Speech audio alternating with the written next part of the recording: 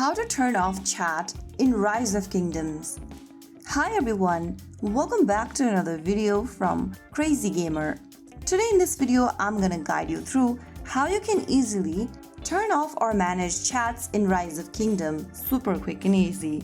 First of all, launch open Rise of Kingdoms app on your device and wait for your city to load. Once you're inside, go to the top left corner and tap on the Governor profile icon, and from the Governor profile section, go to Settings at the bottom right corner. After you're inside this settings menu, click on the General Setting option and then click on this little feather icon on the left hand side corner and scroll at the bottom. You will see this block emoji or quick chat option over here.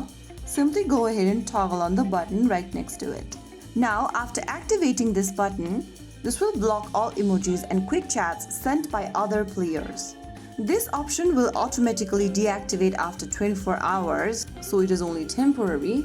After you do that, you can easily mute all the chats or block all the chats from anyone in the game.